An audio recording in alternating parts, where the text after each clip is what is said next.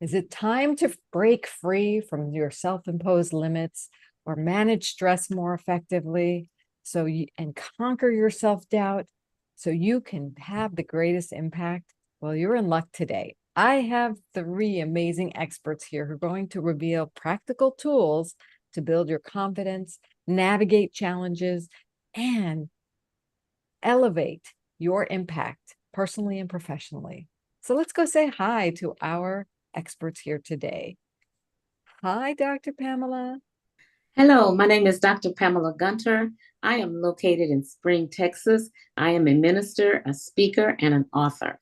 I can be found at pdgministries.com. Great to have you, Dr. Pamela. Hi, Marjorie. Hi, I'm Marjorie Saulson, living near Motown, and I'm a communication confidence coach. And you can find me at vibrantvocalpower.com. Welcome, Marjorie. And hi, Rita. Hi, I am Rita Garnto. I'm a self-care educator and author. I live here in the beautiful Charlotte, North Carolina, and I can be found at simpleselfcare.net.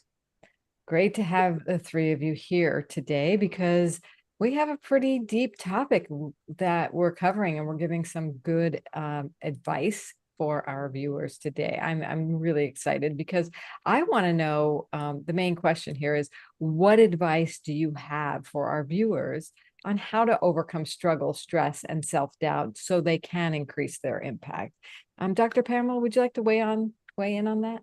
Yes, I would. The advice that I would have for those that are listening would be, first of all, recognize that each one of us have been given something special. It's unique and it's different.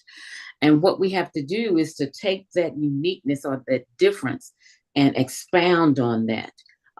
You have to push beyond whatever the fears are or whatever you believe your limitations are, because what you have, someone else can use. So don't be afraid. Just step out there, even if it's starting with one person. Try to work with one person at a time. And then you'll find that what you have, someone else can use, and it will propel them into being the best that they can be. When you say step out there and work with one person, what would that mean for someone who's struggling, that to do what, their own work? No, sometimes it's as small as someone may come to you from for some advice. It may be just about how you got to where you are, or even in the line of work that you do, whatever it is. They may come to you and say, "Can you give me an idea of how I can get to where you are?" And so I think just with that, if they approach you, don't be shy. Then just give them what you have. I know you may not be the one that want to go out and reach people and just touch people, because sometimes I'm like that myself. But if someone comes to me just in confidence, then that allows me the opportunity to provide them with the advice that I have that can help them to be better and to move beyond whatever insufficiency they believe that they have. Yeah, so that's really helpful for remembering that you are valuable and you have value to contribute to others. Mhm. Wonderful. Well, thank you for that reminder to be generous with ourselves and not too self-conscious. Marjorie, what advice do you have for our viewers to help them overcome struggle, stress, self-doubt so they can increase their impact? Well, as a communication confidence coach, I work with what is considered probably one of the bigger fears, and that's public speaking, which I define as any time you talk to somebody other than yourself. It's not just giving a speech. So, what I like to share with people is I like to help them to understand that each of us, have our own gifts to share. Mhm. And when we can clarify that and get really clear on what our gifts are and how to present them effectively, that will give us the incentive, feel an obligation really to share what we know and what we have with other people who may need us. Wonderful. And so is there a place someone could start and to really get clear on their gifts? Well, the first thing to do is ask yourself, what do you really love to do? Something that you really love to do may be what it is, may give you a clue as to what your gift is to share with people. I mean, some people are wonderful artists. Some people are wonderful at baking. Some people are wonderful at all kinds of skills. And some people are really good at organizing. Mm. Whatever your thing you love to do that comes easily to you and you think, that's not a big deal. For other people, it could be a really big deal. So figuring out, I love to help people figure out how they can share their gifts effectively and to get over the fear of doing it so that they can fulfill their purpose in the world. Once they do that and they get on camera or they get on a stage, and how do they build their confidence with that? Like, should they ask for advice, or, what should they do? Well, it's been my experience that when it comes to criticism, we're our own best critic. And so I would like to suggest that you never ask what went wrong if you're not satisfied with something. That's a sure recipe for never wanting to do it again, for procrastination. Mm. When something doesn't go the way you'd like, always ask yourself first, what went right? Always honor the fact that you tried to do it. And by honoring what went right, you don't lose it. Sometimes we get so busy beating ourselves up, we forget to make note of what really is good. And for the other stuff, saying, what needs to be upgraded, fixed up a little to do better, or maybe just released to use somewhere else. That way, I have a motto: never waste a failure. Always learn the lesson it has to teach you. Lovely. Yes. Yes. Don't ask for feedback, but keep the continuous improvement going. Lovely. And Rita, I'd love to ask you to add to this conversation and what advice you have for our viewers to overcome struggle, stress, and self-doubt to increase their impact. So I really focus on the stress management piece. And so I teach simple self-care, which is a concept that I created, which I'll be talking about a little bit later. But I think the problem is, especially with women, we overcomplicate self-care. Now, self-care is one of the best ways to reduce your stress level and to keep you from your stress overload, getting overwhelmed, anxiety, all that. And, when I teach my workshops, I'm going to the beach next month, so I'm fine, even though I'm really stressed. Well, what can you do right now? So the whole concept of simple self-care is, what can you slide into your day right at this moment, whether it's going outside for 5 minutes, looking out the window, closing your eyes and taking a few deep breaths. It's really about that intentional pause, which then resets our nervous system, and only takes 30 seconds for us to let our brain know that we don't need to be in this fight or flight, that we really can actually sort of be in a resting and calming place. And we can think better, we work better, we're organized better, we yell less, we feel better if we're in this calm space. And what if we're having struggle getting to that calm place because we have so many things like going on in our head? So it's finding a tool that works for you. So anything from, recognizing, it's the awareness is the biggest piece, is, wow, I feel like I'm floundering right now. What can I do? So rather than trying to muscle through it, maybe should I make a list of all the things that I want to get done today? Maybe I could journal. Maybe I could just walk away from my desk and go outside and take a few deep breaths and check out what color the leaves are today, So it's really taking an intentional break to distract your brain from what you're caught up in, and just remove yourself. And it can be just for a minute or two and then come back. And it really is amazing how you sort of like reset your brain, and now you can look at the problem a little bit different. And I love this because it brings us right back to Dr. Pamela, what you said, which was to, once you clear your brain, you can be more present for somebody to help them. And so I wanted to learn a little bit more about each of you. And Dr. Pamela, if you could tell us, who do you work with and what do you do with them? Thank you so much. I work with women. My service is empowering women to pursue their purpose with passion by first understanding who they are, why they were created. And I help them with that. And once they know why they were created, then they can persevere against all of the odds that come their way and make an impact, because the force that is with them is greater than the force that is behind them. So I empower them to know who they are, and it's beyond um, just what we are today, but it begins with our existence. Why were we created? We were created for a purpose. Each one of us have a unique thing. Some may have more than just one thing, but we've been gifted with that one thing, and we have to pursue that one thing with purpose.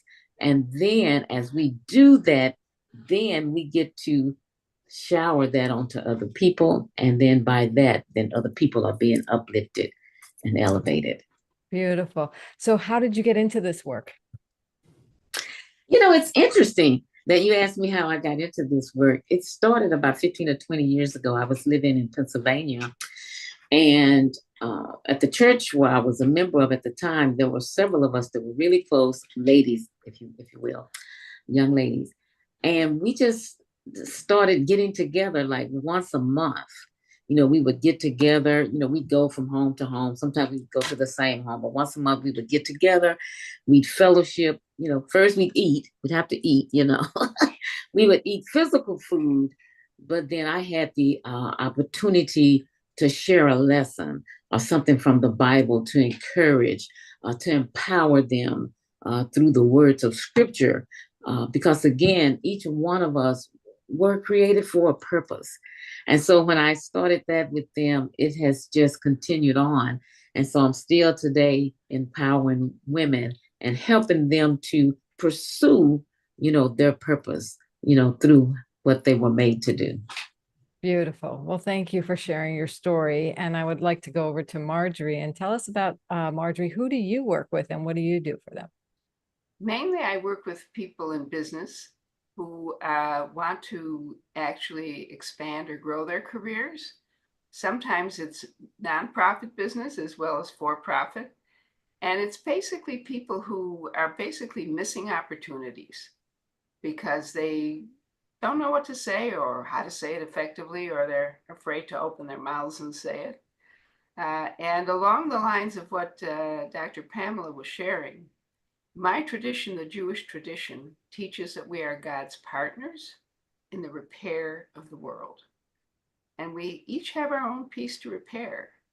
And you can't do that if you can't communicate. So my mission really is to help people to unlock their communication skills so they can repair their part of the world.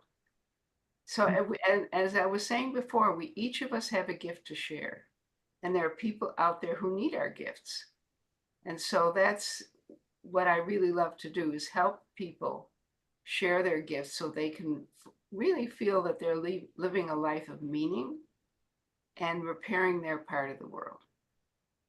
That's awesome. And so how did you get into this work, Marjorie? Well, it's very interesting. My very first business coach, Pamela Gunter, said something that I've never forgotten. Your mess is your message. So what was my mess? I didn't even talk till I was 4 years old, and I was an incredibly shy introvert. And it took me a lot of struggles to get to the point where I can communicate comfortably in most every situation. I mean, there's still some places where I feel a little nervous, you know, but I have the tools so that my nerves serve me. They don't sabotage me. And those are the tools I love to share with people. That's phenomenal. You know, you are a living proof that this is doable to make a difference in communication, even if you don't feel like you have the skills or confidence. And going over to Rita now, tell us about who you work with and what you do for them. Well, it's really easy to say, well, I work with everybody because everybody's stressed. But what's interesting is I find when I'm giving my workshops, it's working moms. They're usually the ones because they're looking for solutions. They want help. They understand that they don't feel good. They're stressed. They're yelling at their kids. Um, so that they're looking for improvement. And it's also interesting, I think traditionally we women also, we put ourselves last. So we take care of everybody else and then we take care of ourselves. And so when these women coming to my workshops, it's reassuring them that, you know what, you deserve to have self-care and deserve to do your stress management, because if you don't take care of yourself, no one else will. And you also won't be presenting your best self. Yeah. And so how did you get into this work? It's awesome. I have, well, I was a respiratory therapist for 20 years, a massage therapist for 17, and then my husband and I adopted 2 toddlers. And I was 45 at the time. 6 months into motherhood, they were 18 months and almost 4. I found myself sobbing uncontrollably on our back deck, completely overwhelmed, completely stressed out, like go figure, right? 2 toddlers. And I went to my doctor that day and he was expecting to see me. I think it was just like a matter of time. And, he gave me a prescription for an antidepressant, but then he said to me, "What changes are you going to make?" And I'm like, well, what do you mean, what changes am I going to make? You just gave me the happy pill, right? I'll be good. And so I really started to look at what could I do. And then seeing that traditional self-care, oftentimes you have to book time in your calendar, you have to change your shoes, you got to pay money, you have to go somewhere. So I started creating like simple things I could do. While I'm brushing my teeth, I'm stretching. I have a chronic back problem, so that alleviates, some of the pain. And all of a sudden, wow, like if you've ever had chronic pain, it's like, wow, I can take care of some of that myself. And so yeah, I've developed 3 categories. I've written a book on it. And so my workshops really encompass a lot of different things you can slide into your day to take care of that fight or flight, your stress, your overwhelm in the moment. You can tell I love it because yeah, I could talk all phenomenal. day. I'm ready to be stress-free and confident and valuable in the world from all of you. So this has been wonderful. And this is the kind of women we have here at Women Speakers Association, leaders who are making a great impact and helping others make a great impact. So I want to know from each of you in about 10 seconds or less. Okay, maybe not that quick, but pretty quick. What do you love about Women Speakers Association and what's the value? So Dr. Pamela? Thank you so much. What I love about the Women Speakers Association is, first of all, the camaraderie. I think that's great with all the women who've done this before, and all the expertise that is within the group itself. I also like how Women Speakers Association take you through step by step and getting to your completed end with publishing a book or a chapter in a book, being a publisher, a published writer. So I like Speakers Association for that, and I'm glad that I'm a part of it. We're glad you're here, and you're referring to the Voices of the 21st Century books that Yeah. you and becoming a best-selling author process that we have, and it's a transformational process. We have that available for our members, even if they're experienced authors. It's really magical and transformational. And Marjorie, tell us what you love about Women Speakers Association. Well, I really love the marketing piece. At one point, I had my book in the bookshop, and doing these programs and the way that you give us the opportunity to have it all over the internet and really promoting ourselves and a level that we could not do by ourselves is a tremendous service. Yeah, it really is a true sisterhood that supports and elevates and amplifies our influence. Mhm. And Rita, tell us what you love about Women Speakers Association. Well, if you can tell, I'm a really big relationship person, and I'm a warm and fuzzy. So I really like the community and the networking and also the education. And so, one prime example is earlier this year on my trip to Vancouver, I was able to see Gail. And just so being able to meet when I go to San Diego, we'll do coffee. And so to me, that's really important, is to have, it's like sisterhood. Just to have that camaraderie and the sense of community that you're not alone is really, really important. Yes, you're definitely not alone. I'm going to put all of us on camera here. And thank you so much. For those of you watching, if you want to do it, become members and join Rita and Marjorie, Dr. Pamela and myself, please go to joinwsa.com or download our free Speaker Success Plan at speakersuccessplan.com. We'll be back with you for another episode of our Women Speakers Association's WSA TV Women's Premiere Show next week. Thank you, ladies.